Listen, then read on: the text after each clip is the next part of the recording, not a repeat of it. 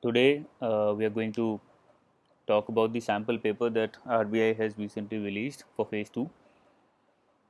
What I'm going to do today is solve all the possible questions one by one, and also uh, show you or tell you how to go about solving a question which you think you don't know, or you have never read, or you have read partially.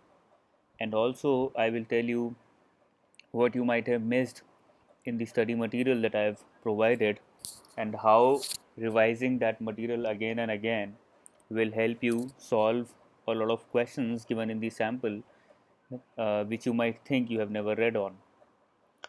Let's start with the first question on ESI. I'll start with economic and social issues. Now, the first question has a long paragraph given by 3 questions, followed by 3 questions. I feel because uh, the marking is not given, so these 3 questions probably carry 2 marks each. So this will be a 6 marker. You can give up to 15 to 20 minutes to solve these 2 markers because they require detailed reading, but the 1 markers are mostly factual, so they will not take that much time. Let's start with the first one. There's a long paragraph. Let's read this. Data released earlier this year revealed a landmark event for the Indian economy that went largely unnoticed. So, the first statement is a positive one. It says a landmark event revealed a landmark event for the Indian economy that went unnoticed. So, it's a positive statement. It talks about something that is positive for the economy, which largely went unnoticed. Agricultural workers now comprise less than half the workforce for the first time in the history of Indian economy, and its contribution to GDP is less than 14%. So it says that agriculture workers now comprise less than 50% of uh, workforce of the Indian economy. This was the landmark event that went unnoticed. The second statement says, however, in recent years, even as the non-agricultural economy remains weak, so it's comparing it with the non-agricultural economy, which remains weak. Overall growth has been propped up to the extent it has by the growth of overall rural economy. So now it's talking about 4 different things: agricultural economy, non-agricultural economy, rural and urban economy. It does not explicitly talk about urban economy, but it's saying that the overall growth has been propped up to the extent it has by the growth of overall rural economy. So the third element is rural economy. Now the link between rural economy and agricultural economy will be set in the next line. And while within the rural economy itself, non-farm activities are becoming increasingly significant. So within the rural economy, non-farm activities are becoming more and more significant. Close to 2 of 3 workers depend on agriculture for an important part of their income. So it's trying to say that in the rural economy, 2 out of 3 workers depend on agriculture for an important part of their income. And it said in the previous line that growth of overall rural economy has helped a lot in India's growth. It says that overall growth has been propped up to the extent it has. So it's talking about the contribution of overall rural economy. And here it talks about the contribution of agriculture to rural economy in terms of employment. Let's look at the next line. Lower production from earlier years, higher cultivation costs, and weaker yields bode ill for farm incomes and by extension for the rural economy as a whole. Now it talks about the ills related to the agricultural economy. If rural incomes are hit, there could be bigger demand for work under MG Narega. Though there is a government proposal to restrict MG Narega to tribal districts if farm incomes remain weak, this feeds into the rest of the economy, and the intention of government to see this policy through could well be tested. Now it talks about the proposal of the government to limit MG Narega to tribal districts only, but because farm incomes are weak and 2 of 3 workers in rural areas depend on agriculture for an important part of their income. So taking this proposal forward will be a challenge for the government. That's what it says. Let's look at the question now.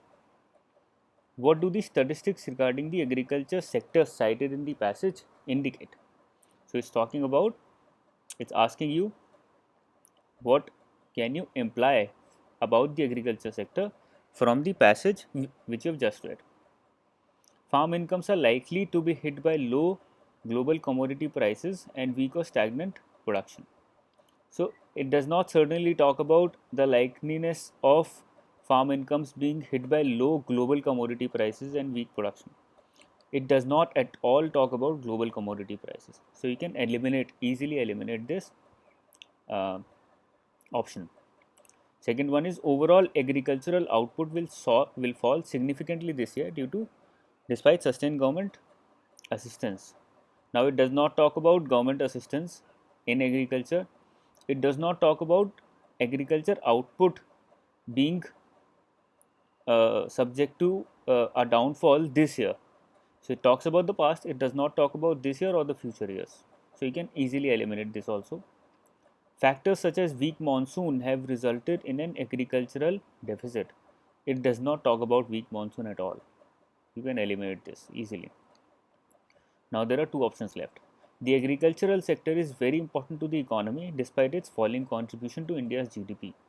Now this can be implied from the passage. This is not directly given in the passage, but this can easily be implied because the passage also talks about the importance of agriculture sector despite the fact that its contribution has gone below 14%. Why? Because 2 of 3 workers in the rural economy depend largely on agriculture for their income, and in agriculture production is going down, cultivation costs are going up, yields are going down, all those things have been discussed. So agriculture sector is very important. Yes, it is a possible answer, you keep it aside. Last, agriculture must employ more workforce. Does it say anything like that in the passage? It does not conclude or come to any argument or come to any conclusion that agriculture must employ more workforce. It certainly says that agriculture does employ a very heavy workforce which is coming down, which has become less than 50%, but which still dominates the rural economy. But it does not say that agriculture must employ more workforce. So you can easily eliminate this. So you're left with the fourth option. Now, even if you have not read about Indian agriculture at all, or you have read only in bits and pieces through the newspapers or stuff like that, you can easily answer this question if you read this passage very carefully and then you try to eliminate the choices that are totally out of context. That is how you try to answer questions like these. Reading a lot about the agriculture sector, which will probably also not help you in these kind of questions. It's your common sense which is going to help you. Let's come to the second question. Which of the following is a welcome development? Now, related to the same passage, which of the following is a welcome development? Bigger demand for work under rural employment guarantee scheme. Now, is this a bigger welcome development? Certainly not, because in this way, more and more people are becoming dependent on the employment guarantee schemes like MG Narega. Non-agricultural economy remaining weak. Is it a welcome development? Certainly not. Agriculture economy becoming weak or contributing less to the economy while employing less workforce is a welcome development, but not the non-agricultural economy. Agriculture workforce becoming less than half of the total workforce. Now, the first statement in the passage itself says that a landmark event for the Indian economy went unnoticed. So it was positive in nature. So this is a possible answer because this says that agriculture workforce becoming less than half of total workforce is a welcome development. Yes, it is a welcome development. Why? Because the contribution of agriculture to the economy is very less compared to the amount of or the volume of workforce that it employs. So if the workforce is becoming less while the contribution to the GDP is not proportionately going down, it's a welcome development. Higher cultivation cost. There is no way that higher cultivation costs are a welcome development, and restricting MG Narega to tribal districts. Now, this can be confusing because the passage says that the government is putting a proposal to restrict MG Narega to tribal districts, but it does not say that it is a welcome development or not a welcome development.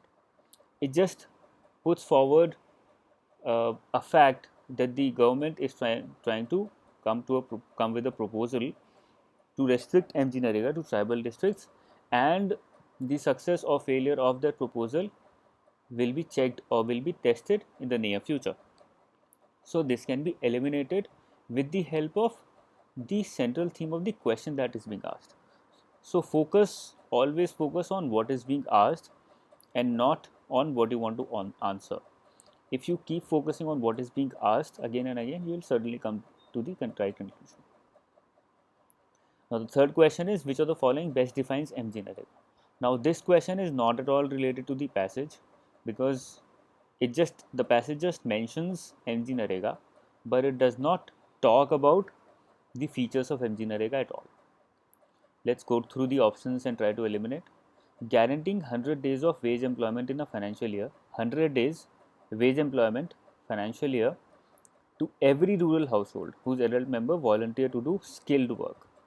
Now, these are the keywords here: 100 days wage employment financial year, every rural household, adult member volunteer to do skilled work. If any one of these is wrong, you can eliminate it. Let me go to the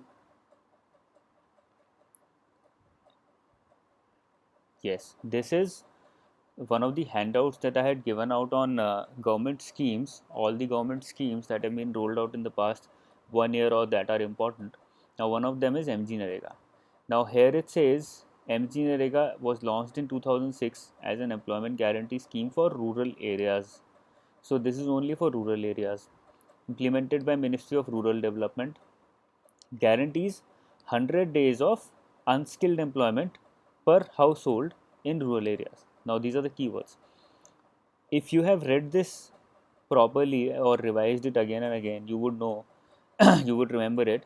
100 days unskilled employment, household, rural areas. So, by considering these points only, you can answer the question. Let's come back to the question. This can be eliminated because it talks about skilled work, whereas the handout itself talks about unskilled work. Second option is guaranteeing 100 days of wage employment in a financial year to every rural household whose adult member volunteer to work in farm sector. Now, it does not talk about farm sector or non-farm sector. It says that every rural household has to be given unskilled work for 100 days in a financial year.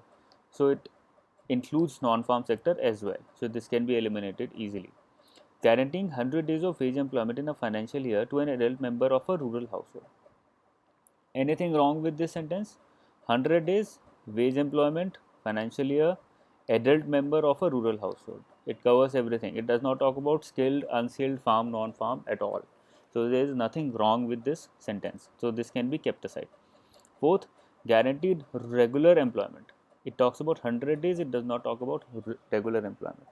The promise of MG Narega is to provide 100 days of wage employment and not regular employment around the year. So, this can be eliminated. Last is fixing minimum wages in the rural areas. Now, if you go back to the slide, you would see that the average wage under the scheme is 154. Now, there is certain average wage which has been found out under the scheme, and the wage differs to a certain extent from state to state depending upon the minimum wage that has been decided by the state governments. So, this is also wrong because this says that MG Narega fixes minimum wages, whereas it does not. It's the state governments which fix minimum wages in the rural areas. Now, one confusion might be that you don't know that MG Narega fixes minimum wages or not, and the third point wherein you think that this is right. So, if there is a confusion between these two and you don't know if MG Narega fixes minimum wages or not, it's better not to answer the question, or if you think you can answer the question in certain way by thinking about these four statements. See, these four statements are talking about guaranteed work, financial year, rural area, skilled, non-skilled, farm, non-farm, all these things. And this last one talks about minimum wages in rural areas, which is a totally different area. At the same time, through these two statements, that there is nothing wrong with this statement. Okay, so that way you can take a calculated guess and maybe answer the third one. But if you're still confused, better not to answer it if you don't know about fixing of minimum wages in MG Narega. Let's come to the next question. Now, this question talks about poverty and illiteracy and all those things. Let's go through the paragraph once. The resettlement home where Velayudhan's mother was admitted has limited facilities with one physically challenged old doctor to attend around 200 inmates. So it is a negative statement talking about limited facilities in resettlement homes. There are some nurses deputed by the People's Council for Social Justice, a not-for-profit organization. The care home lacks proper provisions, medicines, and accessories like bed sheets and cleaning materials. So it's taking that statement forward, talking about the problems with the resettlement home. The condition of Velayudhan and his mother suggests a big gap in the much acclaimed decentralized anti-poverty programs of the state and local self-governments. So now it takes it to the next level, talks about the gap in the anti-poverty programs of state and local governments. There is a need to go beyond BPL and APL categorization. This is in inverted commas, most important line. Need to go beyond BPL and APL categorization. So it says that there is a heavy need to go beyond the categorization of state governments and local governments where it divides people between BPL or APL. What we need is a micro level intervention to identify the individual disabilities among the poor and the rich. So the poor and the rich may have certain individual disabilities. So the rich might be rich, but it might not have access to some of the things that are required for survival or for an easy qualitative life. So the need is to identify those disabilities and to fill those through micro level intervention. So identifying every person, whether poor or rich, identifying his or her individual disabilities and then plugging those holes. That should be the approach. That is what it says. Let's look at the first question. While defining the poverty line, so this question, if I were to take the exam, I would leave this question because it talks about all the technical things about different groups which recommended their own poverty lines, and I have no idea about these poverty lines. I have a very vague idea that YKL gave calorie requirements, but I don't know whether Tendulkar committee gave these expenditures in rural and urban areas. So I would probably not go through, not answer this question if I don't have any idea. First of all, the passage or paragraph does not talk about these poverty lines. Secondly, these are very technical and very confusing. So better to stay away from these kind of questions. Why I'm saying this is, you do not have the answer to 100 questions if there are all the 100 marks. So the objective should be to answer what you know and to find out answers to whatever questions you might be able to eliminate through elimination, the options. So by going through these options, I could not eliminate or keep any of the choices because all of them sounded similar to me. But if any one of you has read about these, probably go forward, try to eliminate the same way we have eliminated before and then answer the question. Okay, let's go to the next one. Why do we need to go beyond BPL and APL categorization? Now this is related to the passage. This one we can answer. It's asking us, why do we need to go beyond BPL and APL categorization? This has already been answered in the passage wherein it says that we need micro intervention for the rich as well as the poor for their individual disabilities. Let's look at the choices. We need to provide benefits of anti-poverty programs to all BPL and APL population. It says all BPL and APL population. Now the passage does not talk about providing anti-poverty facilities or incentives to all the BPL and APL population. So this can be eliminated. We need to identify only, the keyword here is only individual disabilities and categorize them to get the benefits of anti-poverty program. Now this has nothing wrong, this statement, but the only thing wrong is only here. So we can keep it aside, probably look at it after we have looked at other choices. We need to consider individual disabilities to categorize them to get the benefit of anti-poverty program. Now this is also a good choice because it says we need to consider individual disabilities to categorize them to get the benefits of anti-poverty program. This is exactly what the passage is saying. Anti-poverty intervention is needed by both APL and APL, BPL and APL and rich. Now this is also partially right because it says that anti-poverty intervention is needed by both the rich and the poor. Let's keep it aside as well. Micro level intervention is required by local civil governments. Now this is also correct because the passage also talks about this. But let's connect it to the question which is being asked. The question is, why do we need to go beyond BPL and APL categorization? The question is not how, the question is why do we need to go beyond BPL and APL categorization? Does the fifth one answer the question, micro level intervention is required by local self government? Yes, it is required, but it does not answer the question of why do we need to go beyond BPL and APL categorization. It answers the question of how do we categorize them better. So this can be eliminated. Anti-poverty intervention is needed by both BPL and APL and rich. Yes, anti-poverty intervention is needed by uh, uh, BPL as well as APL, but not all of them. It generalizes and says that anti-poverty intervention is needed by both BPL, APL as well as the rich.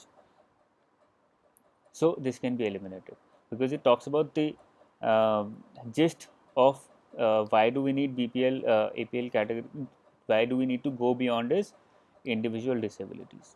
So we are left with these two. We need to identify only individual disabilities and we need to consider individual disabilities to categorize them to get the benefit.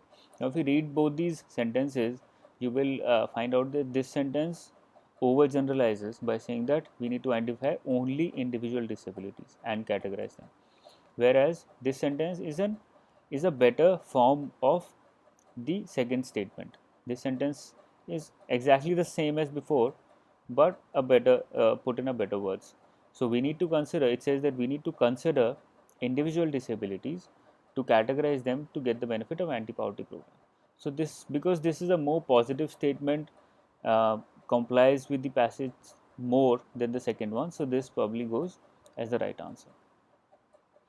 So that is how you try to eliminate. Now you might get wrong in these kind of questions where the choices are so close.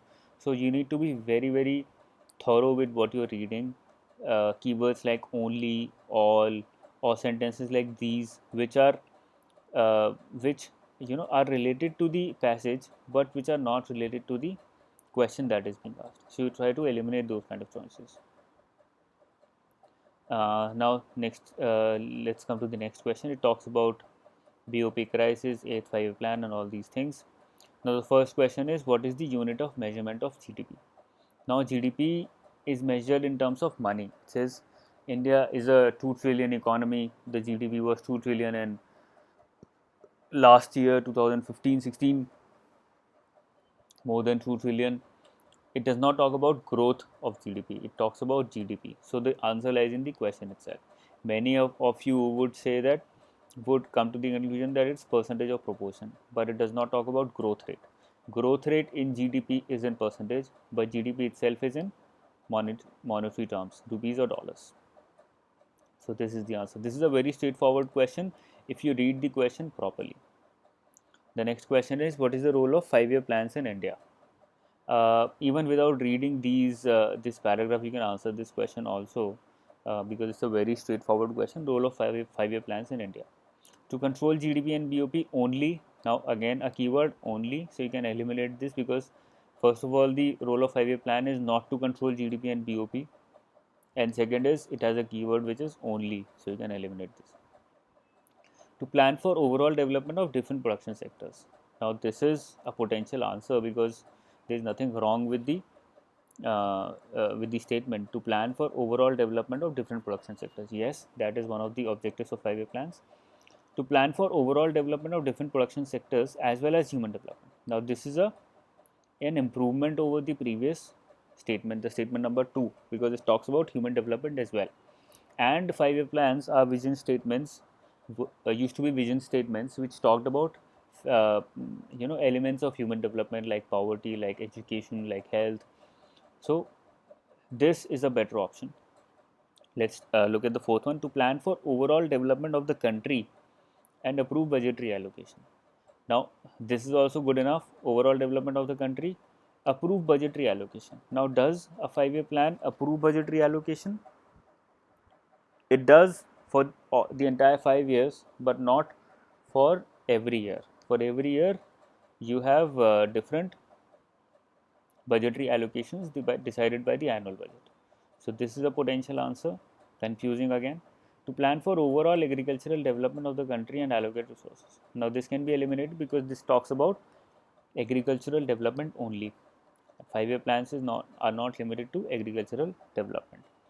So, you have third and fourth as the potential answers, which are very close, because there is nothing wrong on the outset about the fourth, with the fourth statement as well as the third statement. Now, this is a broader statement because it talks about overall development of different production sectors as well as human development, right? So, there is nothing wrong with this statement, but we don't know about budgetary allocation, whether the annual budgetary allocations have anything to do with 5-year plans or not. It does make a budgetary allocation for 5 years, but not for every year. So, in that way, this can be eliminated and the third can be chosen, because there is nothing at all wrong with the third statement, but there is a confusion with the fourth statement. This is how you try to come to the final conclusion. Eighth question, according to socioeconomic and caste census exercise that started in 2011, the total number of households in India are around. Now, this is a factual question, probably a 1 marker. That is what I believe it would be. If you know it, you just know it, otherwise you don't. You cannot you cannot eliminate different choices. Now, this was provided, let's see here. This is the socioeconomic caste census 2011 handout that I had given out, and in this chart is all the numbers are available, and the first number itself talks about the number of total households as per the SECC, 24.39 crores total households, rural plus urban, SECC 2011 for rural India. Now, this also asks the same question, so this can be answered easily if you have read the handout, or if you revise it again and again. That's what I've been saying. Otherwise, you'll lose questions like these. Now, the same question could have been asked about this number also, 17.39. This is also available. 17.91. This is available. Total rural households. You subtract it, you come to the urban households, right? So, this is how you try to revise and make maximum use of the material that is being provided. Let's come to this one. Very easy questions. Again, common sense. Which of the following types of initiatives by the government cannot be classified as an anti-poverty? Anti-poverty. Which of the following are anti-poverty and which of the following is not anti-poverty? Urban poverty alleviation. Of course, poverty alleviation program has to be anti-poverty. Caste-based reservation in jobs. This is confusing. Now, reservation, what is the purpose of providing reservation in the first place? If you have read the constitution, you would know that reservation, the purpose of providing reservation was social justice. That was the first uh, reason that was given by B.R. Ambedkar when he talked about reservation in India. He said that the downtrodden or the Dalits and the lower caste have been treated mistreated all these past 300-400 years, and to give them social justice, it is important that they are given reservation. So that is the first reason, or the most important reason for providing reservation. If you go forward and think like a common man, you would think that you provide reservation, people have jobs, more jobs to people from the lower caste, they come out of poverty. In that way, it is anti-poverty. So it is confusing. So let's keep it aside. Self-employment. Self-employment is directly you provide employment or you encourage them to self-employ themselves. Anti-poverty, they come out of poverty, just like the second one in a certain way. You can eliminate this. Social security programs. Let's take one example, pension. You provide social security programs, people have pensions, people have insurance, they come out of poverty or they stay out of poverty because they have regular income sources or a buffer against any mishappening through insurance. So it helps them to stay out of poverty. This is also a little confusing with the second one. Let's keep it aside. Wage employment, directly related to self-employment. Self-employment and wage employment, either both are in or both are out. So you can eliminate both of them, right? So now we are left with two, caste-based reservation and social security. Now, social security is something which was mentioned, which has been mentioned in the DPSPs, and caste-based reservation is a matter of the theme of the constitution, which was to provide reservation for a certain period of time in order to provide social justice to people, whereas social security schemes are programs are related to economic justice, right? Social justice as well as economic justice by providing them a safeguard mechanism or a buffer against any mishappenings. So if you know about these fundamental differences between reservation and social security, then it will be very easy. Otherwise, it might get a little confusing here. If it gets confusing, you can leave it. Don't try to bluff in these two choices. Try to come to a balanced or a very rational decision if you can. 10th question, very factual. Millennium Development Goals, which of the following is not in 1 to 4? Now, if you have gone through the Millennium Development Goals, you would know that Global Partnership for Development was the last one because it is the most insignificant and unimportant, goal that MDGs had. Because this is a very vague statement. This does not mean anything. Global Partnership for Development. Of course, there is a Global Partnership for Development. That's why you're coming to a common platform and setting MDGs. So this was a very vague mission, which was the last one. So you can eliminate this, come to the conclusion directly. But if you have not at all read about MDGs, then it's a difficult question. Try not to answer it. Which of the following is not a part of food safety nets in India? Not a food safety net. PDS, it is a food safety net. Midday meal, directly food safety net. ICDS, yes, it's a food safety net. If you read about ICDS, it says food, employment, both of them, and anti-poverty. Food for work, it is a food safety net. MG Narega, the purpose of MG Narega is to provide employment and not food safety net, right? Food safety is an implied, it's something which can be implied from MG Narega, because when people have money, they can buy food and thus they have a food based safety net. But directly the purpose of MG Narega is to provide employment. So this one is the closest. So you come out with this as the answer. Now this question on self-help groups is very confusing because the choices are not clear. I would rather stay away from questions like these if they're confusing, because all of the, if you read the question, you will see that all of the choices are somehow related to self-help groups and they are not at all related to the passage that is being talked about. So I would leave these kind of questions because they are very confusing. In order to overcome the challenges faced by self-help groups, IFAD has contributed to the mainstreaming and to financing programs for promoting self-help groups in states such as Tamil Nadu and Maharashtra. Which of the following is the main objective of Maharashtra Rural Credit Project? Now, this is a very straightforward question. The answer is limited, can be derived from the question itself. It talks about Maharashtra Rural Credit Project. What is a rural credit project? A project which tries to provide rural credit to the people, right? To the people in rural areas. So let's talk about the choices. To reduce rural poverty and promote rural development. Now, rural credit directly does not want to eliminate rural poverty. The primary objective is to provide credit and through that eliminate poverty. So, this can be eliminated to improve financial services including savings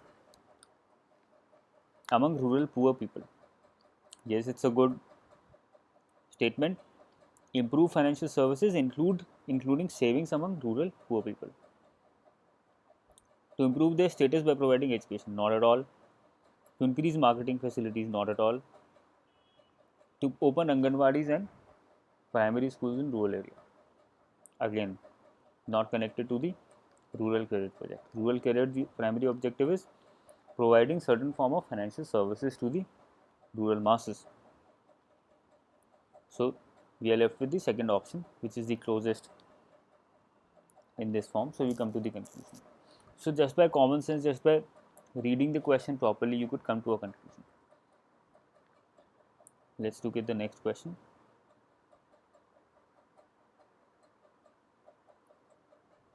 The AD curve is downward sloping for a small economy in a fixed exchange rate system because dash weakens the country's external competitiveness, which dash for domestic goods. Dash weakens the country's external competitiveness. What can weaken a country's external competitiveness? Inflation does, right? Inflation weakens a country's external competitiveness because it increases the prices of domestic goods and makes them less competitive in the global market. So, there is a confusion here, positive and rising. So, because it says that it weakens, the term is weakens, so the rate of inflation must be very high or considerably high. Whereas positive domestic inflation is not by itself a wrong thing. Inflation is good, but inflation above a certain level or a continuously rising inflation is bad. So what we can do is we can eliminate these two and we are left with these three: rising domestic inflation, all these three. Now comes the second part, weakens the country's external competitiveness. Now there is a rising inflation, which means the prices of goods and services are rising, which should mean when the price is rise, the demand should fall because it talks about AD curve as downward sloping. So we are left with only this, reduces domestic and foreign demand for domestic goods. Because we are talking about AD curve, so there is an indirect relation between price and demand. It says it is downward sloping. Indirect relation between price and demand.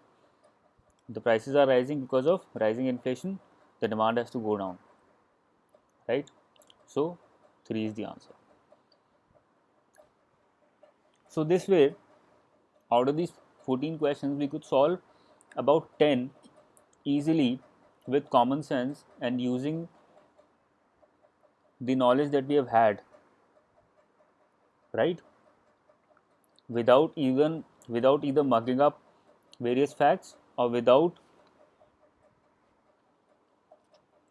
going through a lot of material, a lot of study material, a lot of books. This is common sense. This can be used by any person who has read about the AD curve. I'll be talking about English in another video. Let's talk about finance first. First question is factual one. We can solve these factual questions later. Second is also factual. Third, a practical question. Third is also practical. Let's come to these theoretical questions. Which of the following is not the objective of global corporate governance?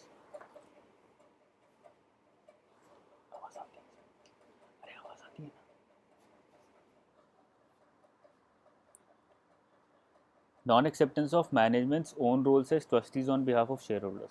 If you have read about the corporate governance, you need to be thorough with what corporate governance is to answer this question. You don't need to do a lot of hunting for material to answer this question.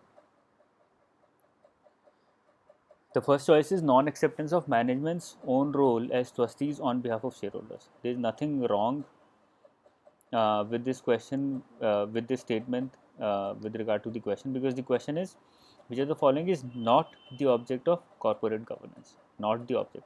So let's find out what are the objectives of corporate governance. The first one is not one of the objectives, because the management has to accept its own role as trustees on behalf of shareholders. Managements are in fact trustees of shareholders in a corporate house. So this can be taken aside. Acceptance by management of the inalienable right of shareholders as true owners of the corporation. Now shareholders are considered to be the only and the true owners of a corporation, and management should accept that. So this is an objective of corporate governance. It is about commitment to values, it is about ethical business conduct. These two can be taken easily from the material that I have provided. Let's come to the material. Here it is. See, corporate governance, this is the handout for corporate governance. It says corporate governance consists of commitment to values, ethical business conduct, exercise of powers in a responsible way.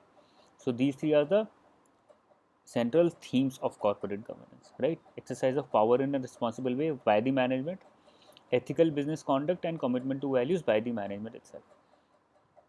So if you have read this, you would be able to eliminate these two choices: commitment to values, ethical business conduct, taken directly from the study material. It is about making a distinction between personal and corporate funds in the management of the company. So the gist of corporate governance is that management has to accept its role as trustee of shareholders, work for the benefit of shareholders who are the true owners, and not mix up personal and corporate funds, because the corporate funds belong to the owners, belong to the shareholders, and not the management. So this one also is an objective.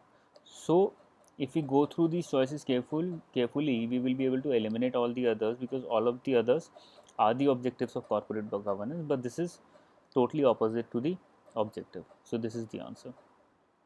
If you have read briefly about corporate governance, and if you know what corporate governance is all about, you will be able to answer this. The halo error that tend to distort appraisals refer to. Now halo error has been provided by me in the study material, so you can easily solve this question just by going through these choices. System 4 again, the next question, which of the following is system 4 participating approach of leadership? Provided directly from the material. Let's come to the systems approach. Here it is, 24th. See, this is the chart which explains all the 4 systems, and it's talking about system 4 of leadership. So system 4 is the most democratic. It talks about complete confidence and trust between the superiors and the subordinates, and various other things. So if you have read this chart carefully, then you would be able to come to the conclusion in this question, because the choices are also very direct. All the others talk about system 1, 2, 3, and this is the only one for system 4. Let's come to the next one. Which of the following are functions of financial markets? Very easy question. Financial markets, in the handout provided by me, it was provided that they facilitate price discovery and they provide liquidity to financial assets. These two are the primary functions of financial markets. They do reduce search costs, because the buyers and sellers are simultaneously available in financial markets, just like a stock exchange. Think of financial market, substitute it with the word stock exchange, and then you will be able to answer this. Because these two are directly related to the financial markets, so the answer has to be all of the above, right? The answer cannot be any one of these, because these two do function are related to functions of financial markets. So the answer has to be all of the above. Which of the following is not a function of RBI? Very easy question, you can easily eliminate the choices. The last one, 5th one, register and regulate working of mutual funds. Mutual funds, many of you would know, are related to SEBI. SEBI is the one which registers mutual funds and regulates. In case you have not read it, let me come to the material again.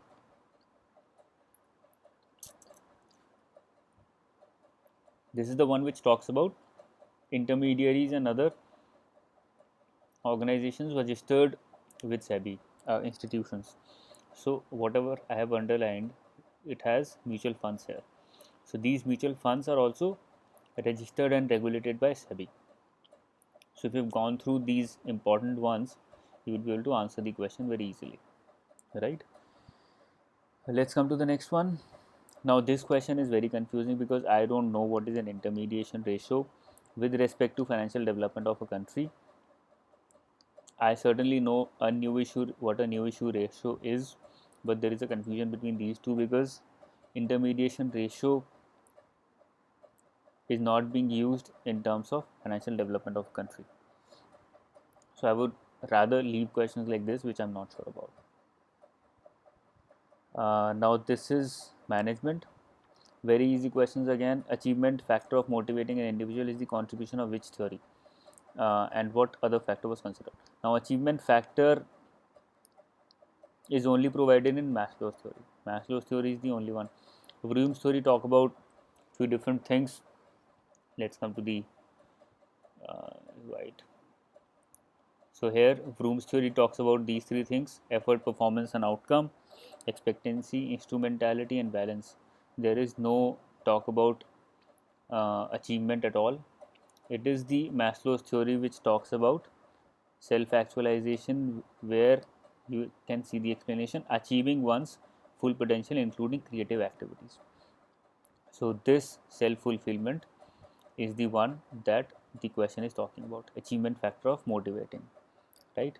So Maslow's theory is the answer. The next one, in which of the following models the relationships are expressed diametrically rather than mathematically? This is a very good question. It says the relationships are expressed diametrically rather than mathematically. There are more variables. Cognitive process of perception plays a central role. It says, it talks about perception, it talks about different variables, it talks about diametric relationship. Let's come to Vroom's theory. Vroom's theory,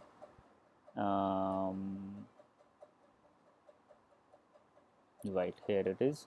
Vroom's theory talks about, the first line itself says, according to Vroom's theory, a person's motivation towards an action is determined by his perception that a certain type of action would lead to a specific outcome and his personal preference for this outcome. So it is determined by the perception that the person has and not by the reality of the motivational input itself. So again, this is a diametric relationship and it talks about perception. So Victor's, if you read about all these theories, you would be easily able to answer it as Vroom's model. Let's come to the next question. Four major theories of motivation are these. The study of these theories generally validate that.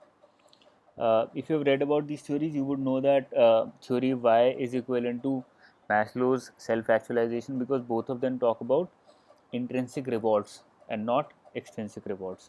Self-actualization is about intrinsic reward that a person gets by working in the organization at whatever level he is working, and theory Y also talks about the same. So this is the answer. All other choices are very radical, so they can be removed easily. Motivation is irrelevant in management, not at all a good statement. There is nothing common in these theories. There are many common elements in these theories, so you can eliminate this also, and these two also are similarly very radical. Next question, financial statements are analyzed and appraised with the help of balance sheet, P&L, ratio analysis, all. So of course financial statements are appraised by all three. Ratios, you have read about ratios, you have read about balance sheet, you probably have not read about profit and loss statements because we have not discussed those, but because these two are directly connected, so it has to be all of the above given options, because balance sheets are made through profit and loss statements, and profit and loss statements are the ones which give EBIT, which is used in ratio analysis. This is a factual question. This you can easily find out in the it is given in the handout, the DSCR ratio. Uh, this question is a little confusing because the words used in this question are not very good or very clear. It says that the accounts of governments are kept in consolidated fund, contingency, and public account. The transactions in the public account related to debt, other than those included in CFI, and the receipts under public account do not constitute normal receipts of government. Hence, parliamentary authorization for payments from the public account is therefore not required. So now it says that in the question it says the last line is receipts under public account do not constitute normal receipts. So it's talking about receipts right here. Hence, it should be talking about receipts only in the next line because it's talking about receipts here, that the receipts under public account do not constitute normal receipts of government. So the logical next statement is that parliamentary authorization to receipts is therefore not required, right? Now this statement is also correct, the first one, parliamentary authorization for payments is not required, but it does not follow from the statement, last statement, which is given in the question. So this should be eliminated according to me. This is wrong, this one is potentially right, this is again wrong, receipts is parliamentary authorization is not required, and this is required is wrong, and this again is wrong. So we are left with third and first. According to me, if you read the question carefully, you should come to the third conclusion because it says that the receipts under public account do not constitute normal receipts of the government. Hence, parliamentary authorization for receipts is not required, right? Let's come to the next question. Again, it's about 81 bonds. If you've read about 81 bonds, you will be able to answer this question. Otherwise, it might become confusing because it was there in the news. Let's leave that because it is clearly related to your knowledge and not anything else. This is again a practical question. This again is based on your knowledge about taxes and government spending and all of those. You can answer this question very easily if you have read about these. This question is something that is meant to be left aside because it's virtually impossible to read about all the sections given in BR Act, Banking Regulation Act. So if you have read about it, if you are a banker, you have read about it, then you probably can answer this question. Otherwise, it's meant to be left aside because it's a very factual question. It talks about Section 6(1) of Banking Regulation Act. That's it. I hope this has helped. The focus of this video was to make you understand that first of all, revise whatever you have already read in the notes. Majority of these questions are going to strike from the notes that I've given. Secondly, use your common sense. Don't just go by knowledge. A lot of these questions are going to be covered or can be answered easily if you use your common sense, if you try to eliminate the answer choices, even if you have not read about these questions at all. Okay, I'll be covering the practical questions as well as English very soon. In the meantime, you can start with the preparation by revising properly whatever you have read and by reading some other things. Let's talk about now. We can talk about what all you can read in management. Along with the study material that I provided, what you can do is you can go through the top paragraph of Wikipedia related to whatever topic you read. For example, if you're reading about Maslow's theory, just Google it, open the Wikipedia, and the first paragraph, try to go through that. That way, you'll be covering a lot of optional, a lot of potential questions that they might ask because they ask management questions from Wikipedia a lot. Management, so that is, these are the two things that you need to do: revise the material. Secondly, go through Wikipedia pages of all these topics that you cover. Secondly, for finance, revise the study material and cover RBI handouts, bulletins, circulars, speeches. These are the only two things that you need to do: FAQs of RBI, circulars, speeches, bulletins, So the RBI website plus the study material that has been provided.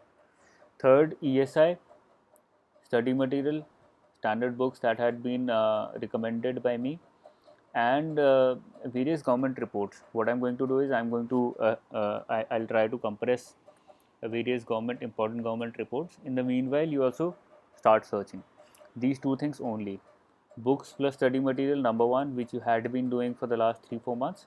Secondly, government reports that should be able to maximize your attempts in the phase 2. That's all.